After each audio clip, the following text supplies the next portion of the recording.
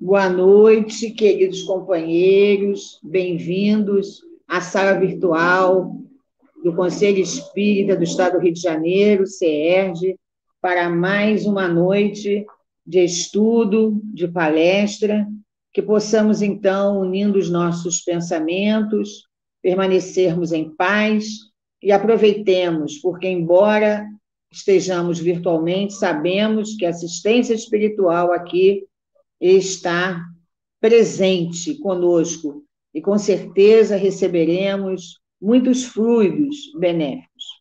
Para que nós possamos ainda nos ambientar mais, nós vamos ler uma mensagem do livro Fonte Viva, de Emmanuel, pela psicografia de Chico Xavier, de número 68, que fala de sementeira e construção.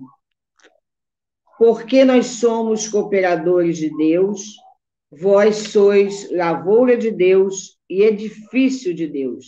Paulo, primeira epístola aos Coríntios, capítulo 3, versículo 9. Asseverando Paulo a sua condição de cooperador de Deus e designando a lavoura e o edifício do Senhor nos seguidores e beneficiários do Evangelho que o cercavam, traçou o quadro espiritual que sempre existirá na Terra, em aperfeiçoamento, entre os que conhecem e os que ignoram a verdade divina. Se já recebemos da Boa Nova a lâmpada acesa para a nossa jornada, somos compulsoriamente considerados colaboradores do ministério de Jesus, competindo-nos a sementeira e a construção dele em todas as criaturas que nos partilham a estrada. Conhecemos, pois, na essência, qual o serviço que a revelação nos indica, logo nos aproximamos da luz cristã. Se já aguardamos a bênção do Mestre, cabe-nos restaurar o equilíbrio das correntes da vida, onde permanecemos ajudando aos que se desajudam, enxergando algo para os que jazem cegos e ouvindo alguma coisa em proveito dos que permanecem surdos, a fim de que a obra do reino divino cresça, progrida e santifique toda a terra. O serviço é de plantação e edificação, reclamando esforço pessoal e boa vontade para com todos, porquanto, de conformidade com a própria simbologia do apóstolo, o vegetal pede tempo e carinho para desenvolver-se e a casa sólida não se ergue num dia. Em toda parte, porém, vemos pedreiros que clamam contra o peso do tijolo e da areia e cultivadores que detestam as exigências do adubo e proteção à planta frágil. O ensinamento do Evangelho, contudo, não deixa margem a qualquer dúvida. Se já conheces o benefício de Jesus, és colaborador dele, na vinha do mundo e na edificação do espírito humano para a eternidade. Avança na tarefa que te foi confiada e não temas. Se a fé representa a nossa coroa de luz, o trabalho em favor de todos é a nossa bênção de cada dia. Vamos orar. Senhor Jesus, bondosos amigos espirituais, Luiz Vasconcelos, patrono da nossa federativa, aqui estamos, Senhor, nesse momento de estudo, de edificação, e pedimos a proteção, o amparo, para que sejamos portadores da boa palavra, daquela que for correta, verdadeira, à luz da doutrina espírita. Agradecemos, Senhor, pelas oportunidades que nos são oferecidas, por esses momentos, mesmo que virtualmente, ficamos distanciados fisicamente, mas afetivamente, doutrinariamente, aqui ficamos juntos. E por isso nós agradecemos, porque foi de extremo valor para nós durante esse período de pandemia, em que podemos contar ainda com ampliação dos nossos estudos e com isso nos sentimos mais aconchegados e acolhidos. Muito obrigada, Senhor. Pedimos que abençoe a todos aqueles que estão nos assistindo ou que irão assistir mais tarde, para que recebam, aonde estiverem, as luzes espirituais para a saúde do corpo, do espírito, da mente, e que possamos aproveitar nesse momento aquilo que estiver designado para nós. Graças a Deus e que assim seja. Então, queridos, essa mensagem que escolhemos do Fonte Viva, Sementeiro e Construção, achamos mais adequada. Até procuramos algumas outras referências para falar de Amélie Boudet, mas encontramos em grandes espíritas do Brasil, do Zeus Vantuil, que sempre foi um colhedor de biografias, né, dos espíritas e de todas as pessoas conhecidas. Então, nós não conseguimos ver mais outras informações sobre Amélie Boudet. Então, ficamos com ele, porque consideramos ele uma pessoa séria e responsável e que sempre nos deu dados assim concretos, né, fidedignos. Então, essa mensagem que nós pedimos que os espíritos ajudassem para escolhermos Sementeiro em Construção, acho que ela fala realmente daqueles que já descobriram o Evangelho de Jesus, que são fiéis, os benefícios que receberam. E Kardec e Amélie Boudet foram esses que conseguiram traçar nos seus caminhos todas essas diretrizes, né, seguras que a doutrina espírita ofereceu. Então, nós vamos ver que espírito nobre, né, é Amélie Boudet, né? Ela se chamava Amélie Gabrielle Boudet, nasceu em Thiers, que era uma cidade do menor e mais populoso departamento francês, em 23 de novembro de 1795. Então, ela nasceu 9 anos antes de Allan Kardec.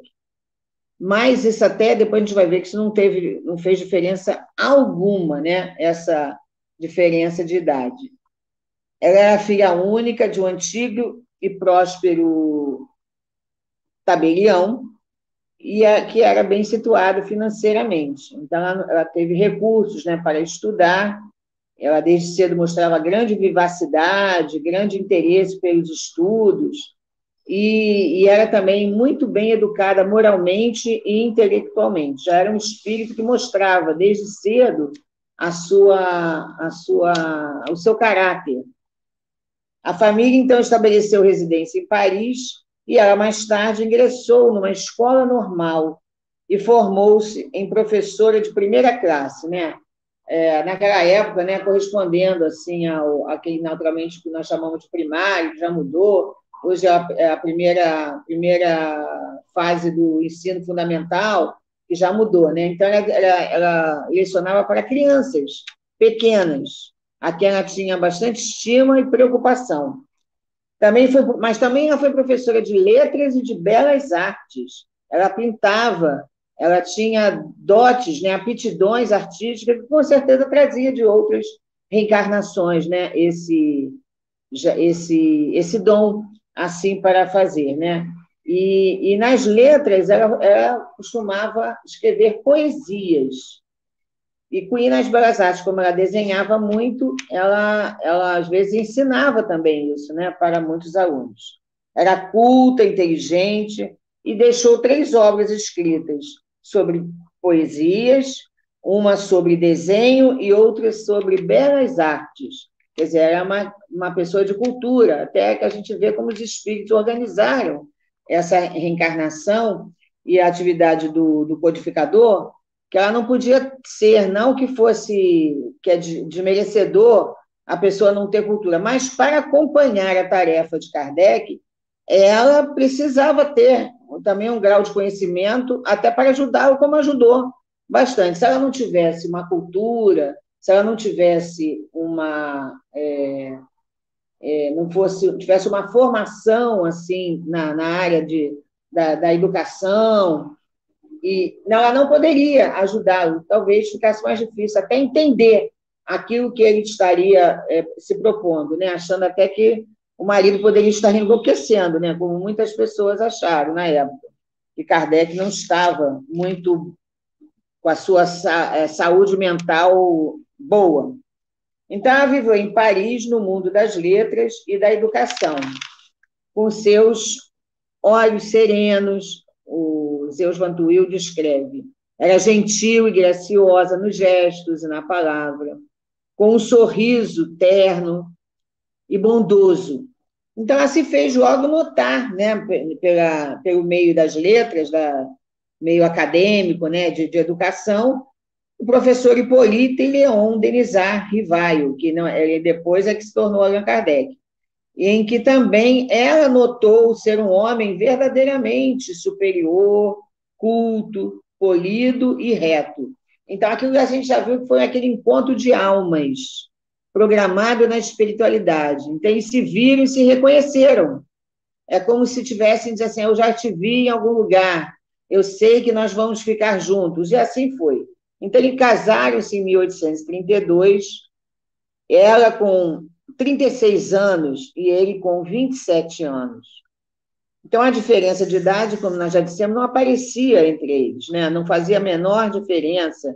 Era um encontro espiritual realmente que vinha consolidar na reencarnação para a tarefa que mais tarde ele precisaria, né, desenvolver.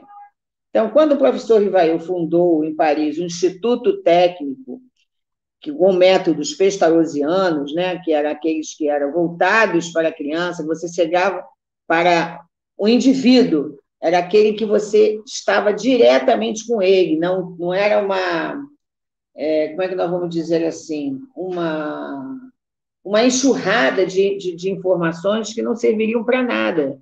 Pestalozzi se preocupava com o outro, né? E Kardec aprendeu muito bem isso, que a preocupação tinha que ser com aquele que estava aprendendo. Você não podia ser superior. Você, naquele momento, tinha um conhecimento maior, mas aquele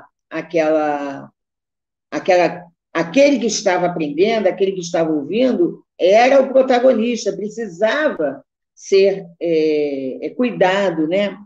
E aí, então, ele fundou esse instituto técnico, né, para a tarefa da educação, e ela logo se associou a ele, ajudando, né? E aí, em prol de quê? Do ensino, porque após a Revolução Francesa, a instituição pública ficou muito defasada, né? Qualquer semelhança não é mera coincidência, né? Os anos passam, as civilizações, né, mudam, mas a questão da educação continua a mesma, né? Sem cuidado, né? Para que todo mundo possa estabelecer um conhecimento para poder se desenvolver, se situar melhor na vida e poder fazer também, né, o mundo progredir.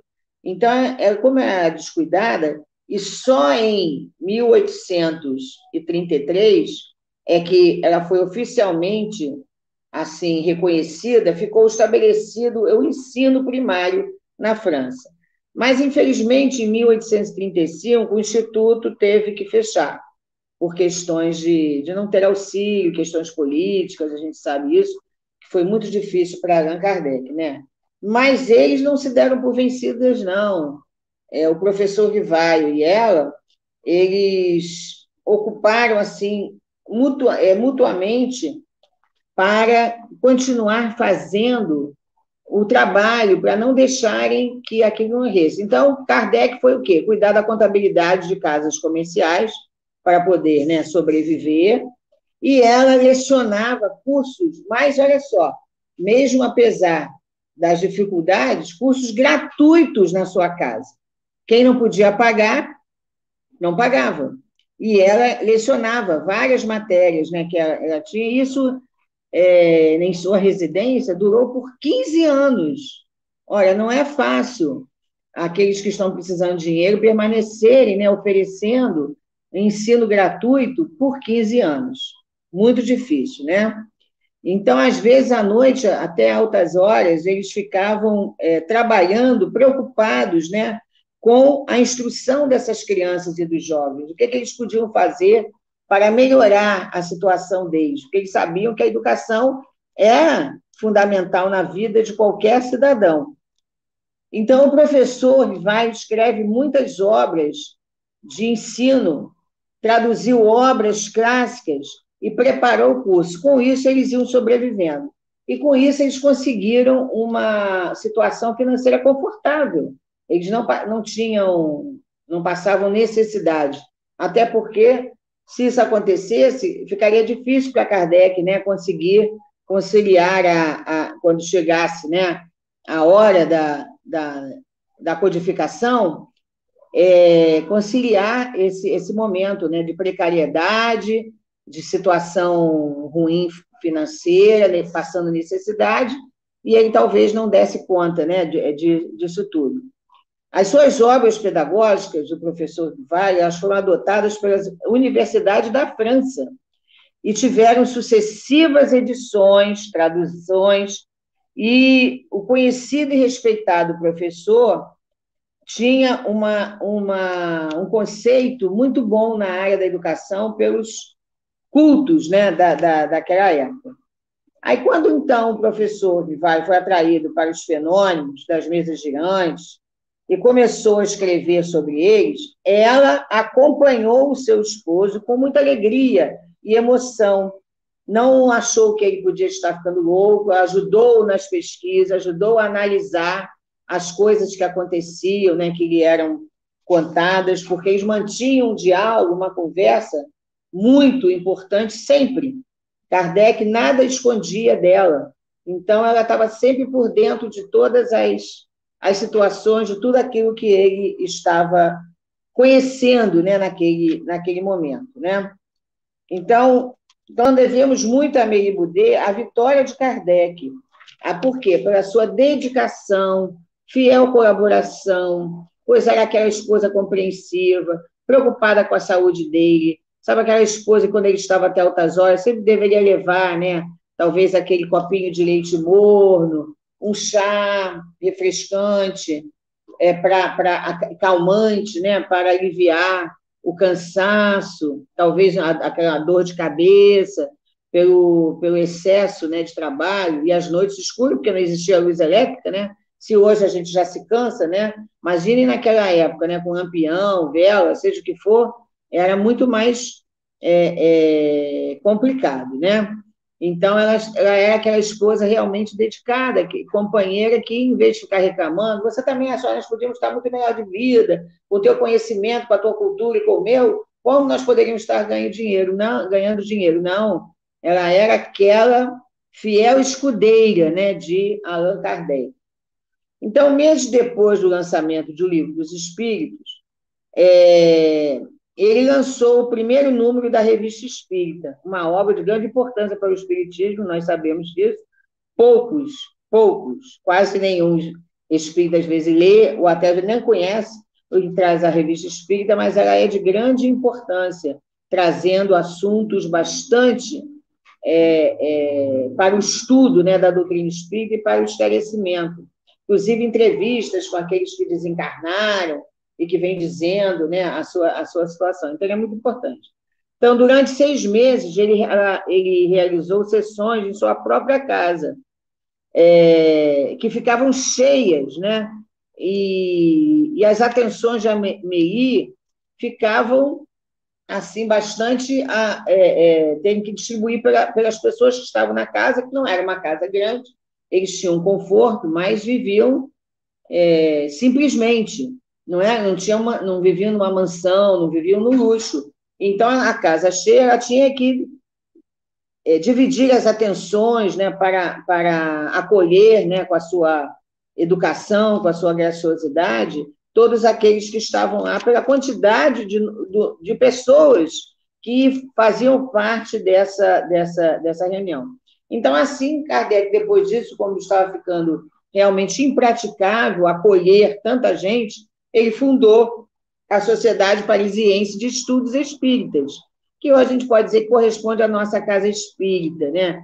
Muitos grupos começam dentro da sua casa, aquele grupo pequeno. Eu já conheço, né, o Caminho da Felicidade. Era uma loja, Dona Elza fazia uma loja de uma galeria ali na Rua Conde Bonfim, fazia as suas reuniões, até que depois pôde obter a sede, né, do GECAP. Então, muitas instituições até hoje fazem isso, e lá naquela época também. Então, a Sociedade Parisiense de Estudos Espíritas, ela estava ali para acolher as pessoas, que aí todos saíam de suas casas e iam lá para se reunir, para estudar, né, e para praticar até a mediunidade, né?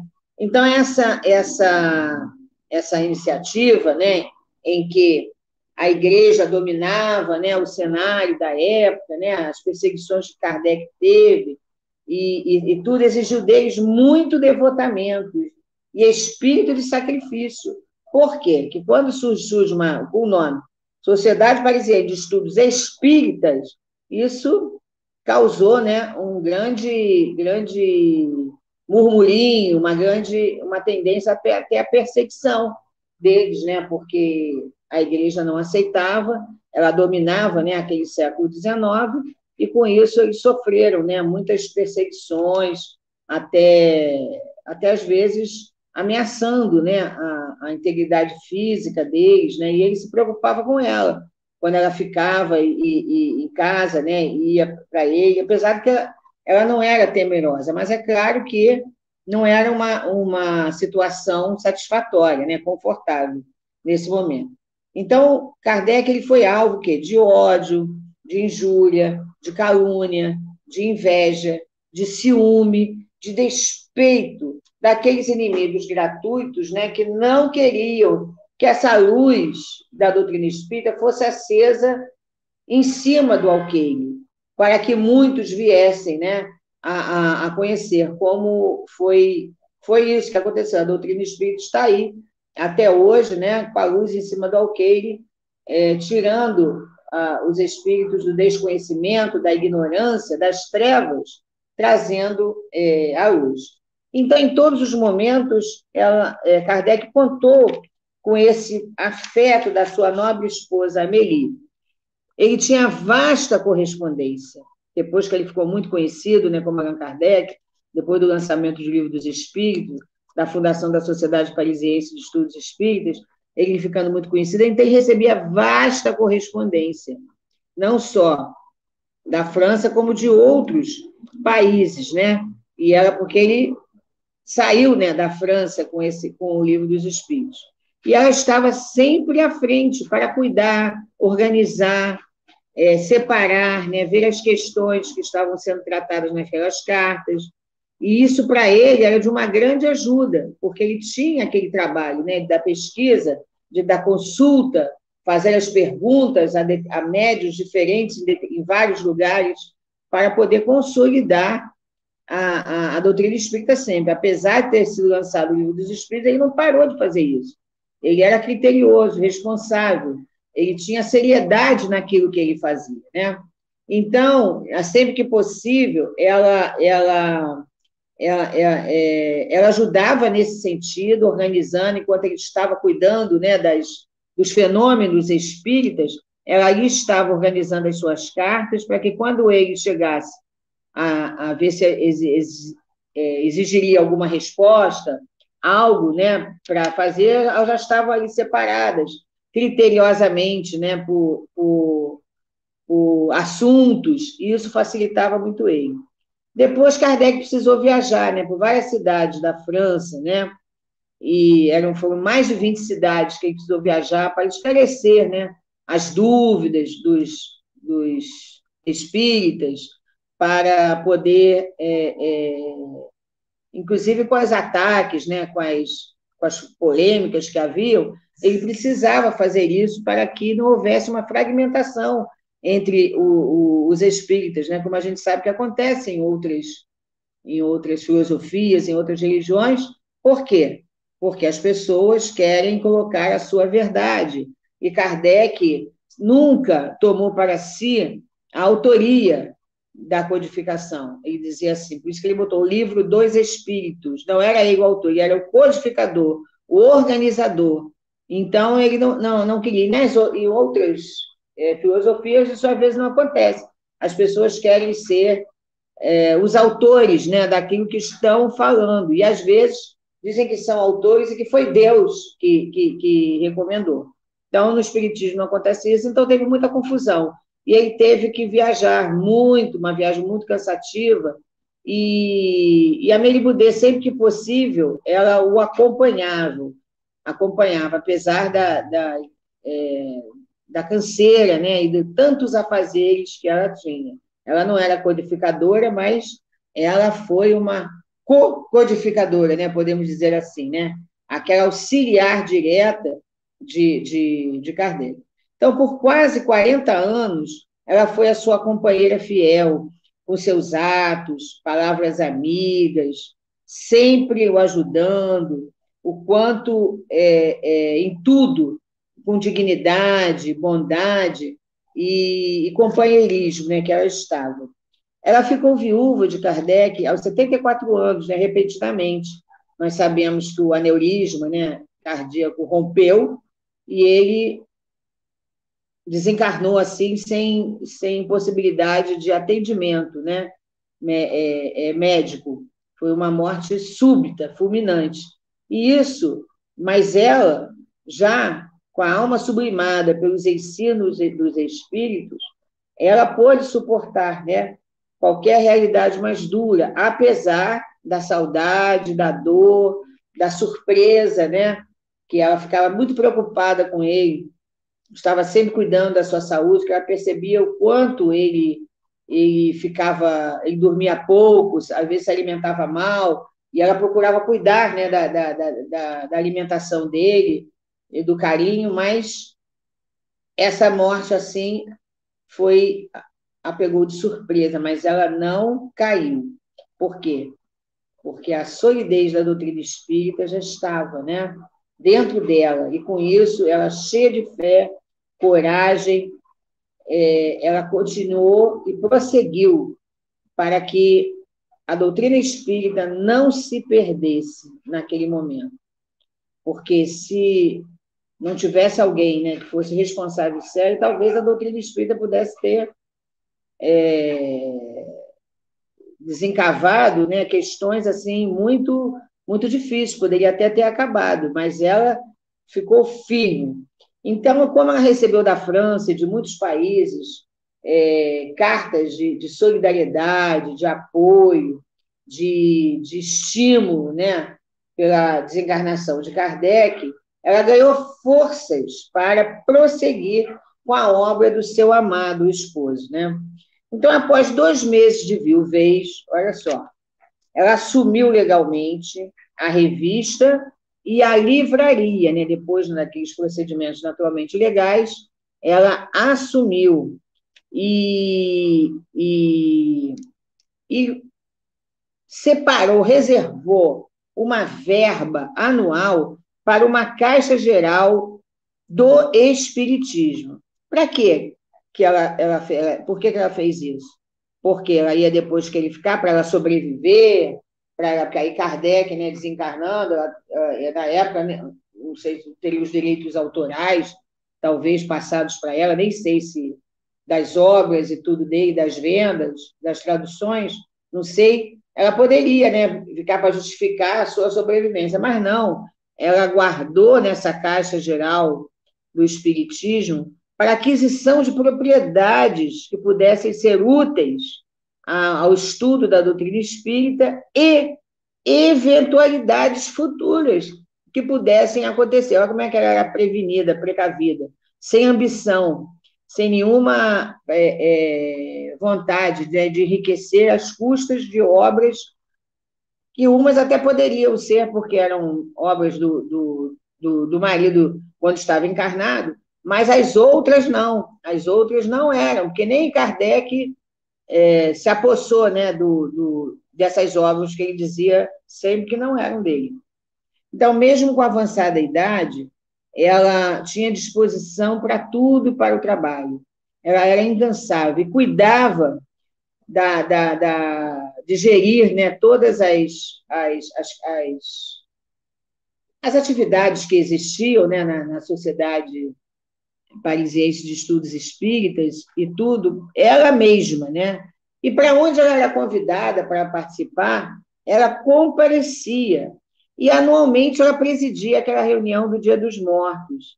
É um nome assim que falava na época, né, do Dia dos Mortos, a gente sabe que a reunião para o quê? Para a convivência, para provar que a alma continua a existir, que a morte não existe, né? Fazendo, às vezes eles evocavam muitos espíritos se manifestavam ali contando, né, a sua volta, né, ao mundo espiritual. Então, ela deu continuidade, publicou isso, né, com essa caixa para o espiritismo e com essa dedicação, com esse trabalho, ela deu continuidade à publicação da Revista Espírita, assim como outras obras, né, de Kardec e de que tratassem de espiritismo. Então, aí fundou, naquela época, a Sociedade Anônima de Espiritismo, um nome que na época não era muito adequado, ela não gostava, as pessoas também não gostavam, parecia uma coisa empresarial, né? Essa Sociedade Anônima de Espiritismo, parecia que o espiritismo seria uma empresa, né? Porque ali estaria tirando lucros para si. Mas mais tarde, né, lá para 1873, ela mudou de nome, passou a se chamar Sociedade para a Continuação das Obras Espíritas de Allan Kardec. E aí ela ficou, durante algum tempo, sob a gerência do senhor Lemarie, que se tornou o braço direito de Amélie Boudet. Aí ele era o escudeiro dela, ela foi escudeira de Kardec e ele se tornou o escudeiro dela. Muito honesto, muito trabalhador. E aí, nesse momento, toda a administração se exonerou, se demitiu, e ele acabou tocando aquilo sozinho, para que a Amélie Boudet diminuísse, né, as suas tarefas. Ela já estava, né, com idade mais avançada, e com isso tudo trazia cansaço. Daí ele se preocupava com ela também, assim como ela se preocupava com Kardec, agora ele se preocupava com a saúde dela, que ficava sempre dedicada. Então, ele muito fez essa extraordinária mulher, né, que a gente pode dizer, até a sua desencarnação, com 84 anos. Olha, a Amélie Boudet desencarnou com 84 anos, com aquela cabeça branquinha. Muita gente diz, ai, mas como Kardec casou com uma mulher tão idosa, né? E tu, não, aquele retrato já ela dá no final da vida, já com 84 anos, que ela já casou com 36, ela não tinha aquele cabelinho branco, né? Ela ali já estava a idade avançada para mostrar, mas com um olhar, né, assim, um semblante terno, um semblante assim agradável, um semblante que a gente gosta de ver, que inspira uma pessoa do bem, uma pessoa que realmente está ali rodeada de fluidos energéticos muito positivos, né? Então, quando ela desencarnou aos seus 87 anos, já assim, né, como a gente falou, bem velhinha, ela... e uma coisa interessante que o Zeu João Antúnio fala é que nessa idade ainda ela lia, escrevia corretamente, sem tremer a letra e sem óculos. Olha só, o espírito nobre, né, transmite para o corpo, né, toda a sua energia do bem, toda a sua energia nobre. E ela, como espírito nobre, ela não precisava. Então, ela trabalhava sem dificuldade alguma para escrever. Ela teve um enterro simples, que foi o seu pedido, foi a sua vontade, né, naquele momento. Ela não queria nem pompa, nem circunstância, nada. Mas ali eles a levaram para o Père Lachaise, né, onde tem o túmulo do Allan Kardec, e ela foi, seu corpo foi ali sepultado, né?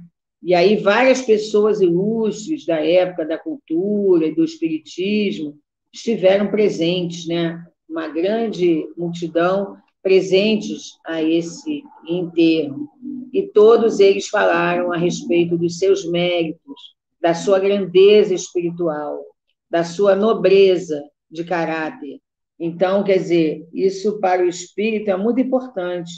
Ele, ao desencarnar, ninguém está dando graças a Deus, né? Já foi até tarde. Não, eles estavam sentindo a sua desencarnação, estavam sentindo, né, a sua ausência, com certeza imaginando a falta que ela faria para aqui na época o movimento espírita, né, com a sua com as suas ponderações, com o seu bom senso, e isso trouxe esses discursos, né, bastante importantes. Mas uma das mais tocantes falas, nós podemos dizer, foi feita pelo senhor Lecoq. Ele leu uma bela comunicação mediúnica de Antônio de Pádua. O senhor Lecoq era um médium da época, de Antônio de Pádua, recebida naquele mesmo dia, quer dizer, no dia que ela estava lá sendo sepultada, o seu corpo estava sendo sepultado, né? Na qual ele descreve a brilhante recepção com que elevados amigos espirituais foram recebê-la, inclusive o querido Allan Kardec, né? Não poderia deixar de ser, né? Que acolhendo-a como um ser bem-aventurado, um ser que trabalhou em nome de Jesus, em nome da doutrina espírita, em nome do amor a uma causa, que acatou, que aceitou toda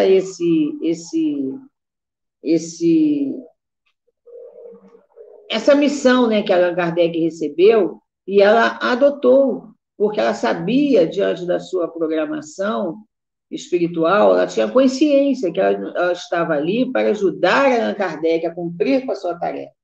Ela não seria codificadora, mas ela seria aquele papel importante. Imaginem se Allan Kardec se casasse com uma mulher que fosse exigente, que reclamasse, que ele não dava atenção, que reclamasse que queria ter uma vida social mais ativa, e eles não tinham, assim, vida social. Ele ia onde ele precisava estar presente para colher os dados, né, para a doutrina espírita. Então, se ele tivesse uma mulher que fosse exigente no sentido das coisas materiais, como seria a vida dele?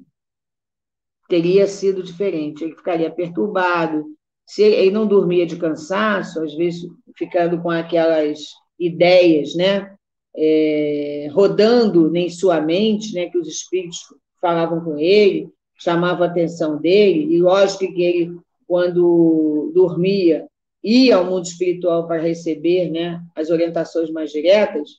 Tudo isso, se ele não tivesse o apoio dessa mulher valorosa, dessa mulher que soube caminhar como companheira, que soube, né, que viveram por quase 40 anos de uma harmonia, dialogando, né, conversando, como seria essa vida dele. Será que ele teria conseguido fazer o que ele fez da maneira como fez? Provavelmente não. Então, os espíritos ali organizaram bem e enviaram. A gente nem sabe, não tem se a Mary Boudet já foi, né, companheira dele, ou já tiveram, em outras reencarnações, uma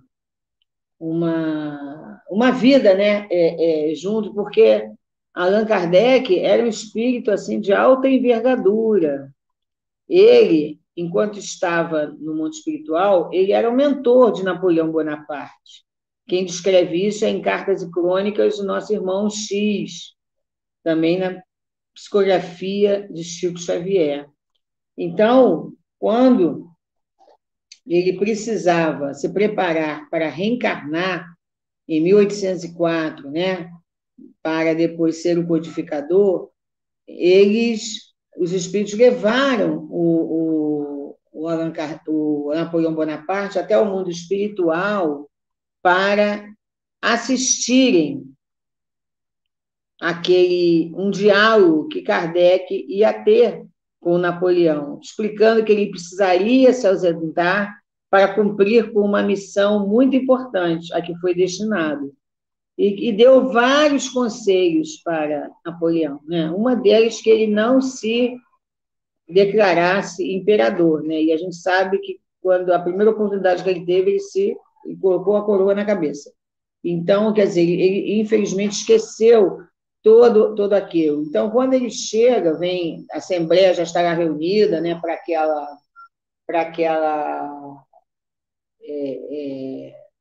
aquela reunião, né, no mundo espiritual, eles descrevem a figura do espírito que estava se aproximando.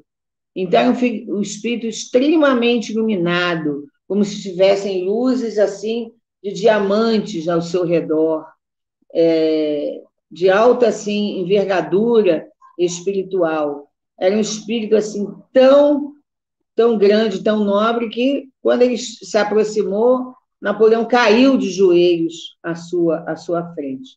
Então o título dessa mensagem é Kardec e Napoleão. Infelizmente, eu acho que eu não achei o meu livro, que eu gostaria de ler aqui, para quem tiver, ou talvez buscando na internet, o título é Kardec e Napoleão. Vale a pena ler, porque ali Humberto de Campos descreve com detalhes esse espírito Allan Kardec. Então, ele não poderia ter um espírito muito mais abaixo que ele. Pode ser até que a Amélie Boudet tenha uma envergadura espiritual menor, mas não tão menor a ponto de não conseguir acompanhá-lo e entendê-lo. É um espírito também nobre de muita luz, para poder seguir com Kardec, para poder auxiliá-lo, né, nessa tarefa grandiosa, graças a Deus, que foi de trazer à luz a doutrina espírita ao mundo. E é por isso que hoje nós estamos aqui, né, meus irmãos?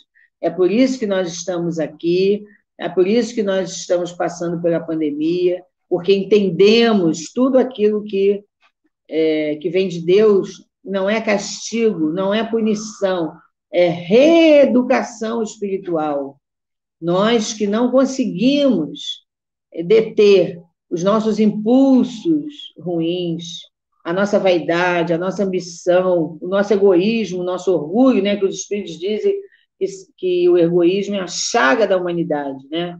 E traz com ele o orgulho. Não há um egoísta que não seja orgulhoso. Então, nós que não conseguimos deter essas vicissitudes, essas falhas, né, de caráter, e aí com isso cometemos muitos delitos, graças a Deus nós passamos melhor hoje, né, em 2021, passamos melhor, por quê? Porque temos o conhecimento da doutrina espírita, sabemos de onde viemos, para onde vamos, o que somos. Somos espíritos imortais.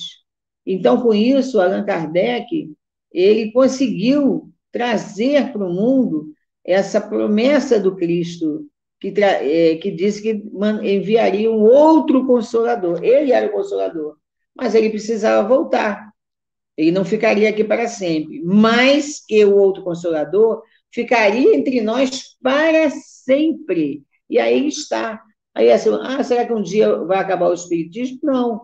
Ele pode não ter o nome Espiritismo, mas a sua filosofia, as suas ideias, a crença na imortalidade da alma, de um Deus bom, justo, misericordioso, na comunicabilidade com os espíritos, na reencarnação, na pluralidade de outros mundos serem habitados, tudo isso permanecerá para sempre.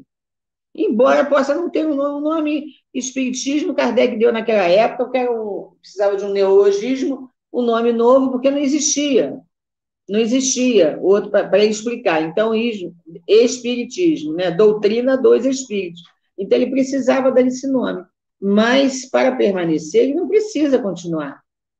como sendo espiritismo, como sendo doutrina espírita. Não, ele pode ter um outro nome, mas a sua ideia, a sua filosofia permanecerá para sempre, né? Então, e aí, em 26 de janeiro de 1883, olha, 3 dias depois que ela havia desencarnado, né? Não, 5, né? Que ela desencarnou em, em, nessa idade, também eram 2 meses, mais ou menos, né? Que ela estava. Não, 3 dias. Um conceituado médium parisiense, o senhor Cadurrier, recebe espontaneamente uma mensagem assinada por Amélie Boudet e logo depois, em seguida, uma outra por Allan Kardec. Então, 1883, 26 de janeiro, assim, depois que ela já estava, quer dizer, mostrando que o espírito nobre, ele não permanece deitado, não precisa ser acordado, não precisa ser cuidado.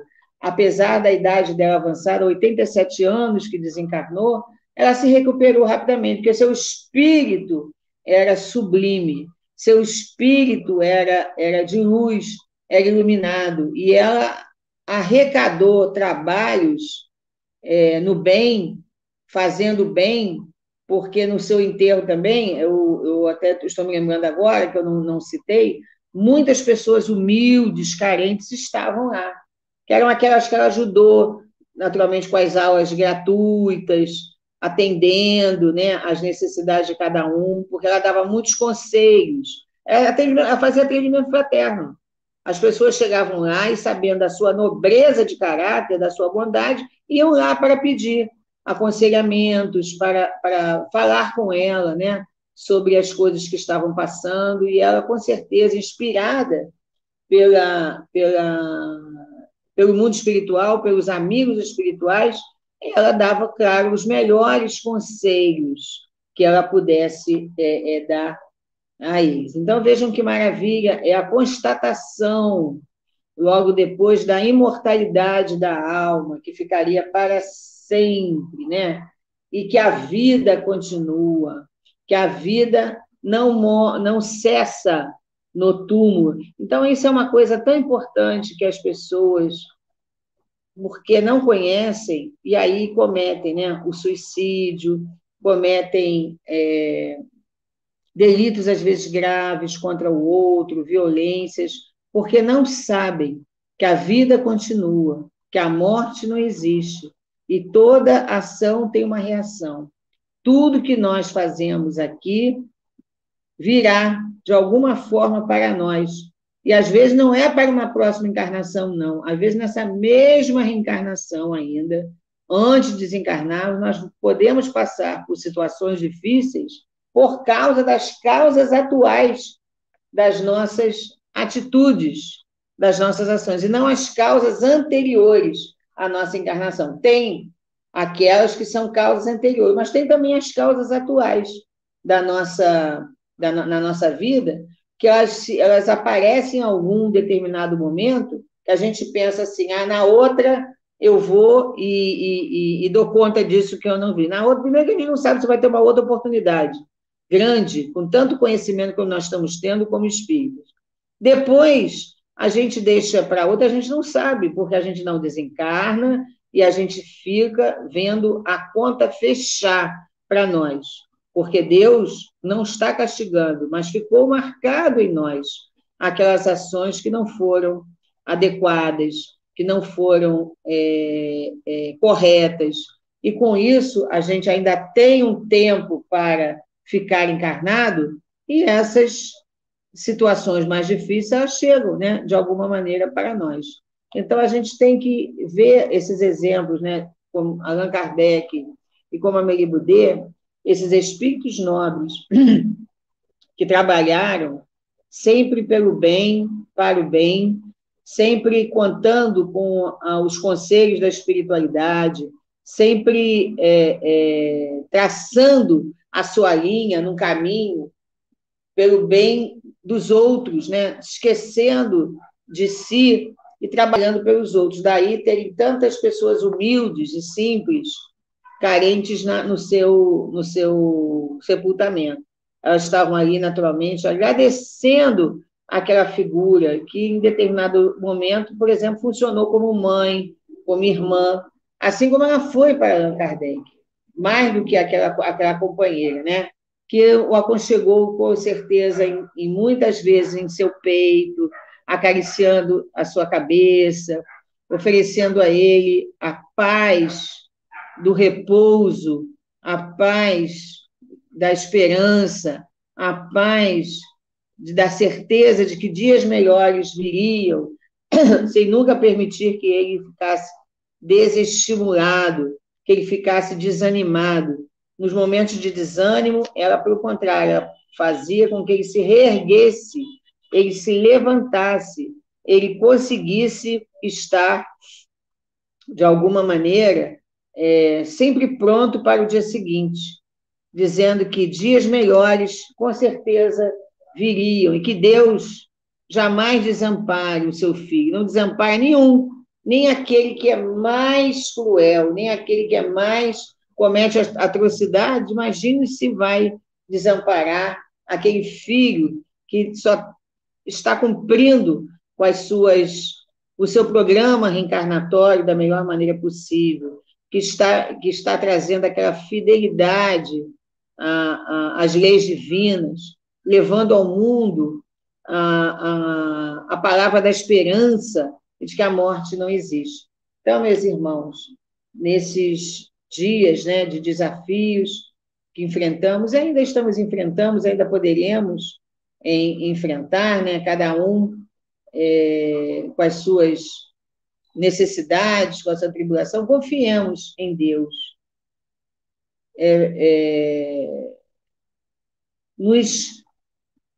Aqui me faltou a palavra, nos apeguemos à doutrina espírita, aos conselhos do Evangelho de Jesus, para que possamos nos fortalecer, nos sustentar,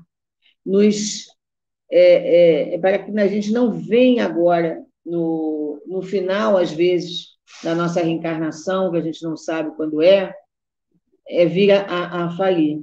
No livro Nos Domínios da Mediunidade, o instrutor Aulus, falando com o André Luiz sobre uma visita que estavam falando a uma reunião mediúnica, e falando de uma médium que era muito correta, que era cumpridora das suas obrigações, que era uma médium que eles podiam contar, que após o descanso do corpo físico ia ao mundo espiritual, né, para continuar atuando como médium, né, inclusive em reuniões também, que fazem no mundo espiritual com o médium desdobrado, se ele estiver em condições.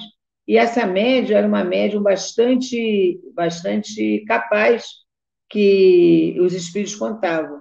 Então, André Luiz ficou assim, então, ele destacando as virtudes, né, o caráter dessa médium,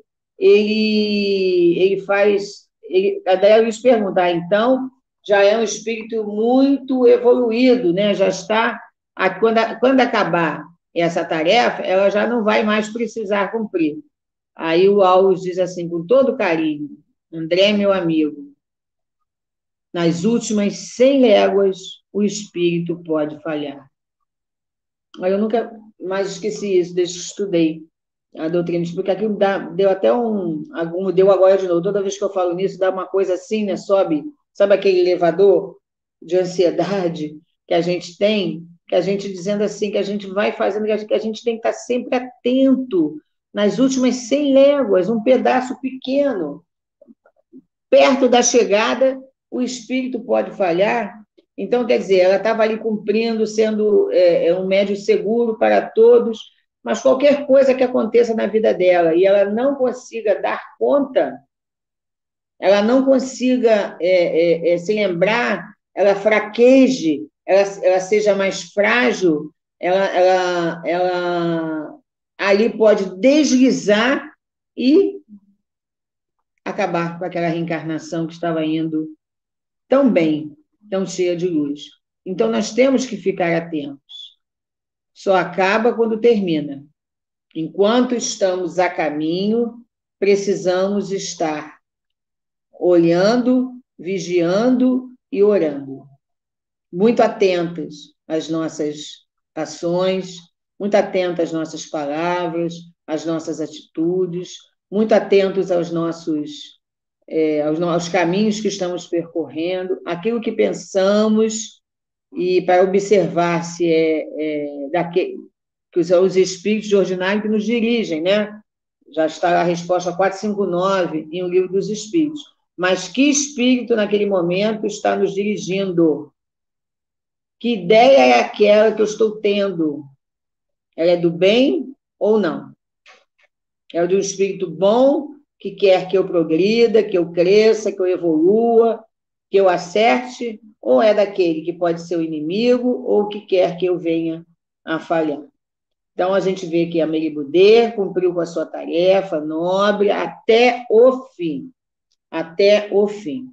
Foi, desencarnou naturalmente, porque precisava, havia acabado a missão dela, assim como Allan Kardec também. Então, meus irmãos, vamos seguir esses exemplos. Exemplos de amor, exemplos de bem, exemplos de dignidade, porque é possível fazer. Eles conseguiram, nós também podemos conseguir. Basta vigilância, como diz Jesus, olhai, vigiai e orai. Basta que tenhamos atenção aonde estamos pisando, principalmente antes de pisar, o que estamos pensando, o que estamos desejando. Não esquecermos nunca de estarmos sempre pedindo a Deus, a Jesus, aos amigos espirituais que nos orientem e saber o que estamos pedindo, porque pedir e obtereis, de tudo que pedis vos será dado. Então, a gente tem que saber o que nós estamos pedindo e como estamos pedindo, para podermos construir uma vida melhor e sairmos dessa reencarnação de forma muito melhor. É como na parábola do semeador, né? Que a gente pode sair com 100, 60 ou 30. Então, essa é uma esperança muito grande. Não precisa ser 100, não precisa ser 60, mas se for com 30 ou se for menos, ela tem que ser melhor. O produto, a colheita, tem que ser muito melhor do que aquela cesta que nós trouxemos quando aqui chegamos nessa reencarnação. Então, meus irmãos, nós vamos, então, encerrando a nossa contribuição aqui, nesses momentos de estudo, e vamos orar para nosso encerramento. Então, Jesus amigo, mestre dos nossos corações, querida Meribudê, querido Allan Kardec, espíritos nobres, que com certeza ainda trabalham pelo bem da humanidade, pelo bem do espiritismo. Nós agradecemos muito por essa oportunidade, por essa paz que sentimos nos envolver, por essa tranquilidade, por essas informações dadas pelo nosso irmão Zeus Vantuil, a quem enviamos um abraço de muita luz espiritual para ele, por essas informações tão importantes dessa querida, amada esposa de Allan Kardec. Agradecemos a ela por esse legado que, mesmo depois de viúva, ela continuou fortalecendo a doutrina espírita enquanto pôde, enquanto tinha vida no corpo de carne. Então, nós agradecemos muito e agradecemos as oportunidades que nos são oferecidas, Senhor, para que nós possamos acertar mais do que errar, para que nós possamos trazer sempre conosco aqueles espíritos que vão nos dirigir para o bem, para os caminhos retos, para a vitória segura da nossa reencarnação. Muito obrigada por tudo, Senhor. Abençoa-nos as nossas casas espíritas, abençoa a nossa volta à vida presencial, que ela seja sempre embasada no coletivo, seja sempre embasada no bom senso, na responsabilidade, e abençoa o nosso Conselho Espírita do Rio de Janeiro, nosso CERJ, a nossa federativa, para que possa continuar distribuindo o bem, o amor e os estudos dignos e sérios. Graças a Deus. Então, meus irmãos, muito obrigada pela atenção de todos, muito obrigada por essa participação, agradeço o convite para que está participando, foi muito importante para mim, e desejo a todos uma boa noite, uma boa semana e muita paz para todos. Graças a Deus.